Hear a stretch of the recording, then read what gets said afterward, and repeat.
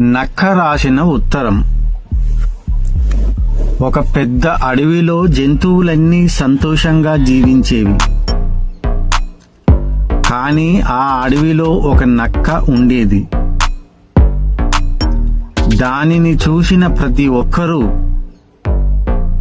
ఇది మోసగాడు, దీని మాటలు నమ్మొద్దు అని చెప్పేవారు. ఆ మాటలు విన్న నక్క చాలా బాధపడేది, కానీ ఎవరితోనూ వాదించేది కాదు. ఒకరోజు రాత్రి నక్క ఒక ఉత్తరం రాసింది. మరుసటి ఉదయం ఆ ఉత్తరం అడవిలోని ప్రతి జంతువుకు దగ్గరికి చేరింది. అందులో ఇలా ఉంది: మిత్రులారా, నన్ను అందరూ మోసగాడు అంటున్నారు, కానీ నేను ఎప్పుడూ నా ఆకలి తీర్చుకోవటానికి మాత్రమే వేటాడాను. సింహం బలంతో జీవిస్తుంది, జింక వేగంతో జీవిస్తుంది, నేను తెలివితో జీవిస్తాను. అది నా తప్ప? మీరు నన్ను మోసగాడు అంటున్నారు, కానీ నేను నా జాతిని ఎప్పుడూ మోసం చేయలేదు. మనిషిని చూడండి, స్నేహితుడిని మోసం చేస్తాడు, బంధువులని మోసం చేస్తాడు, ప్రకృతిని కూడా మోసం చేస్తాడు. అయినా అతడిని తెలివైన వాడంటారు. నేను ఒక కోడిని పట్టుకుంటే నన్ను దొంగ అంటారు. మనిషి మొత్తం అడవిని నరికేస్తే దానిని అభివృద్ధి అంటారు.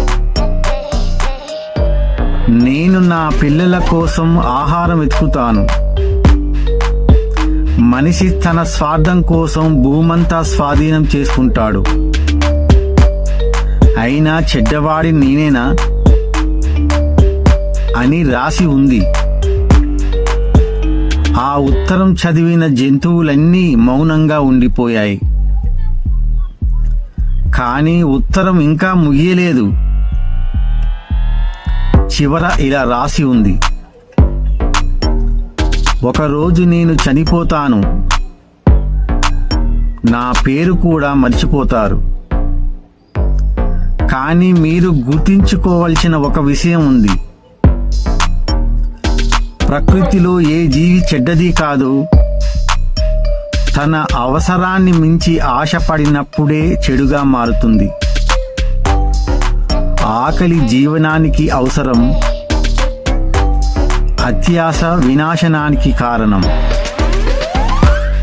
నన్ను నక్కగా చూడొద్దు,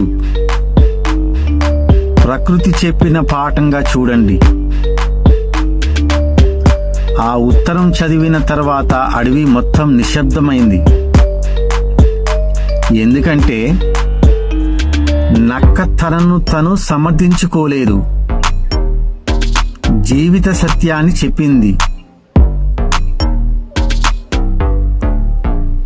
ఇతరులను తప్పు పట్టే ముందు మన తప్పులను చూసుకుంటే జీవితం మరింత అందంగా మారుతుంది.